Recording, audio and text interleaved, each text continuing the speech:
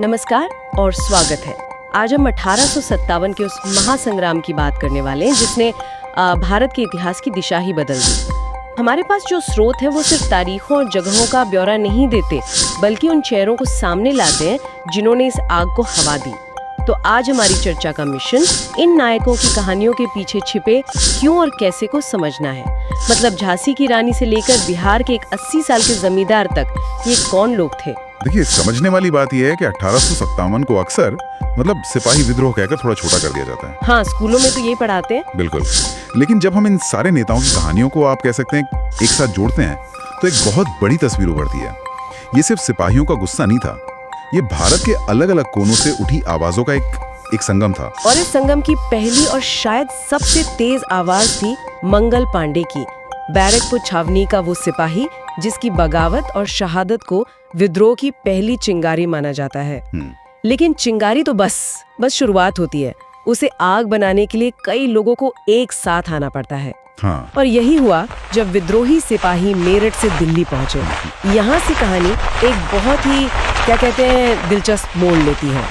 दिल्ली पहुंचकर सिपाहियों ने अपना नेता चुना, अंतिम मुगल बादशाह बहादुर शाह जफर को। अब स्रोतों में ये बात मुझे सबसे ज्यादा हैरान करती है। एक 80 साल से ज्यादा उम्र का बादशाह जो असल में अंग्रेजों का पेंशनर था, मतलब न सेना न शक्ति, उससे इतने बड़े विद्रोह का चेहरा क्यों बनाया गया? ये तो शुरू होने से पहले ही हारने जैसा दांव नहीं लगता? पहली नजर में ये वाकई एक अजीब फैसला लगता है, लेकिन अगर हम उस वक्त की सियासत को समझें तो ये एक बहुत बड़ा स्ट्रेटेजिक मूव था।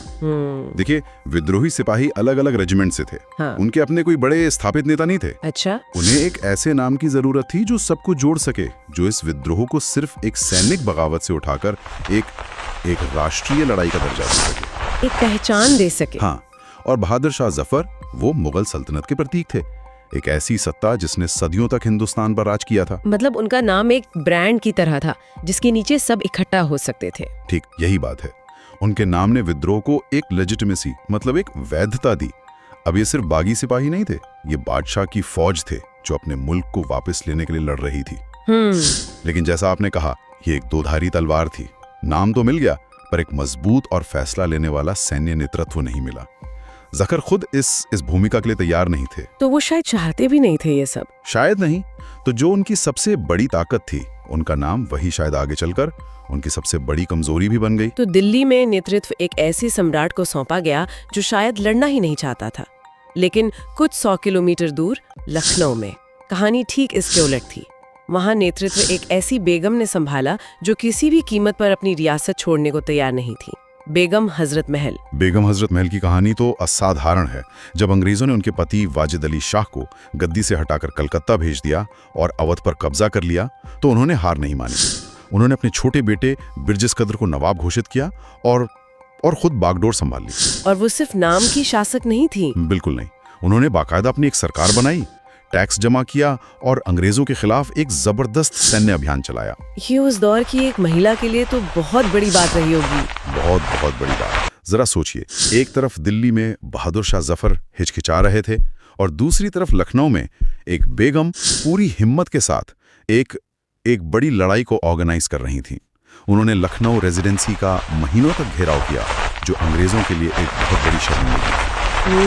उनका नेतृत्व दिखाता है कि ये लड़ाई सिर्फ गद्दी से हटाए गए राजाओं की नहीं थी, बल्कि उन रानियों की भी थी जो अपने हक और अपनी पहचान के लिए लड़ रही थी।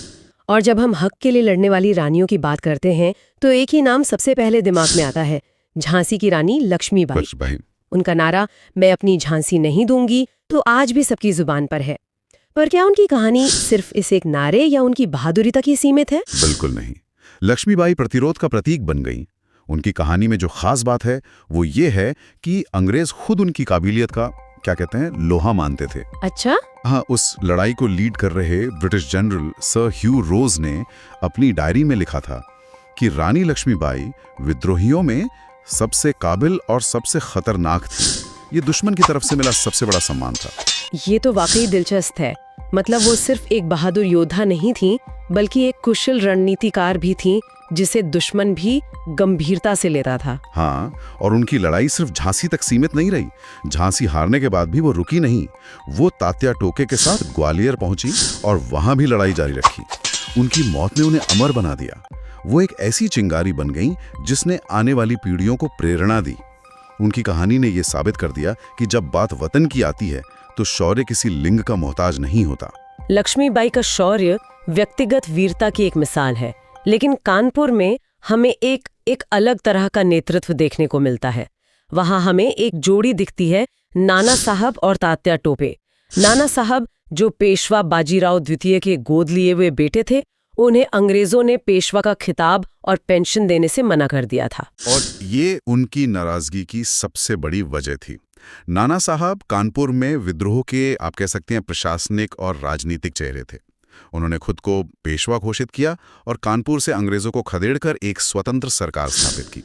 वो विद्रोह के दिमाग की तरह थे, जो संगठन और योजना पर काम कर रहे थे। और अगर नाना साहब दिमाग थे, तो फिर इस विद्रोह की तलवार यकीनन तात्या टोपे थी। उनका असली नाम रामचंद्र पांडुरंग था। स्रोतों में उनकी लड़ने की शैली, गुरिल्ला युद्ध का जिक्र बार बार आता है। ये क्या था और उस समय इतना असरदार क्यों था? देखिए, विद्रोहियों की सेना अंग्रेजों की फौज की तरह अनुशासित और आधुनिक हथियारों से लैस नहीं थी। वो आमने सामने की लड़ाई में लंबे समय तक टिक नहीं सकते थे। सही बात है। तात्या टोपे ने इस कमजोरी को अपनी ताकत बनाया। गुरिल्ला युद्ध का मतलब है छिपकर हमला करो, दुश्मन को ज्यादा से ज्यादा नुकसान पहुंचाओ और फिर गायब हो जाओ। छोटी छोटी टुकड़ियों में हमला करना, उनकी सप्लाई लाइन काटना, उन्हें लगातार परेशान रखना। लेकिन एक सवाल उठता है, क्या इस तरह की छापामार लड़ाई से कोई जंग जीती जा सकती थी, या ये सिर्फ लड़ाई को लंबा खींचने का एक तरीका था जिसका अंत हार में ही होना था? ये एक बहुत जरूरी सवाल है। शायद इससे पूरी जंग जीतना मुमकिन नहीं था, लेकिन ये उस वक्त की सबसे असरदार रणनीति थी। इसने अंग्रेजों को मानसिक रूप से थका दिया। वो एक ऐसे दुश्मन से लड़ रहे थे जो कहीं भी कभी भी हमला कर सकता था। तात्या टोपे ने महीनों तक, बल्कि कहा जाए तो सालों तक, मध्य भारत के जंगलों में अंग्रेजों को छकाया। वो हारते थे, फिर से अपनी सेना इकट्ठा करते थे और फिर लड़ने पहुंच जाते थे। उनका संघर्ष इस विद्रोह के जज्बे का सबसे बड़ा सबूत है, हार न मानने का जज्बा। अब तक हमने जिन नायकों की बात की, वो या तो शाही परिवार से थे या बड़े सेनापति, लेकिन ये विद्रोह सिर्फ महलों और छावनियों तक ही सीमित नहीं था। स्रोत हमें कुछ ऐसे नायकों से भी मिलवाते हैं जिनकी कहानियां शायद सबसे ज्यादा हैरान करने वाली हैं। इनमें पहला नाम है बिहार के जगदीशपुर से कुंवर सिंह। कुंवर सिंह की कहानी तो अविश्वसनीय है। वो जगदीशपुर के एक जमींदार थे और जब उन्होंने विद्रोह का झंडा उठाया तो उनकी उम्र 80 साल थी। 80 साल? ये बात तो हजम करना ही मुश्किल है। इस उम्र में तो लोग आराम करते हैं। आखिर ऐसी क्या वजह थी जिसने उन्हें हथियार उठाने पर मजबूर कर दिया? क्या ये सिर्फ अपनी जमींदारी बचाने का मामला था या कुछ और भी था? ये सिर्फ जमीन का मामला नहीं था, ये सम्मान का मामला था। अंग्रेजों की नीतियों ने कई पुराने जमींदार घरानों को कंगाल कर दिया था और उनके आत्मसम्मान को ठेस पहुंचाई थी। अच्छा। कुंवर सिंह उसी पीढ़ी के प्रतिनिधि थे और उनकी लड़ने की काबिलियत तो देखिए।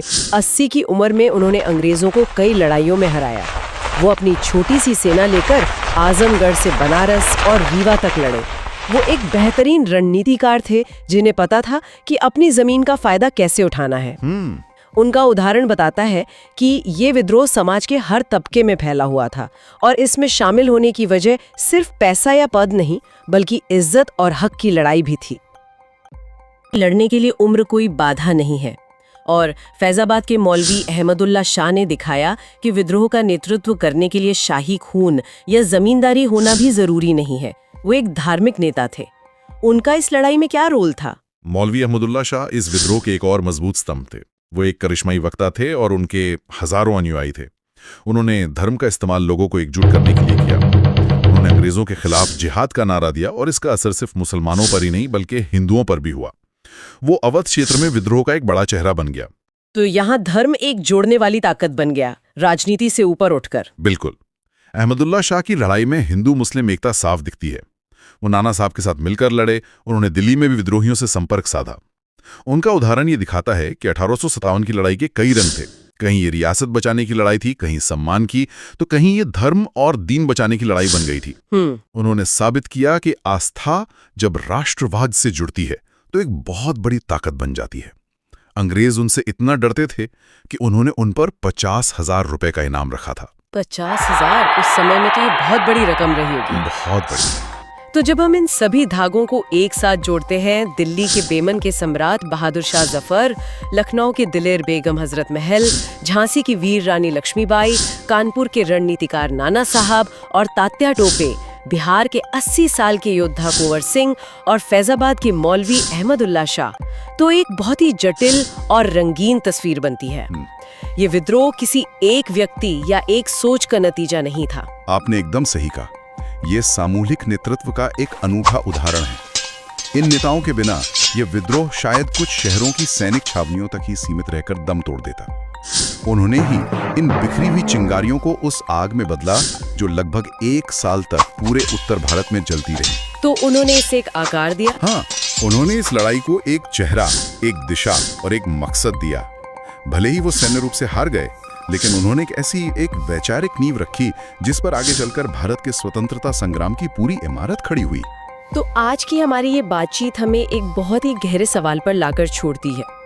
स्रोत हमें बताते हैं कि इन नेताओं ने स्वतंत्रता संग्राम की नींव रखी।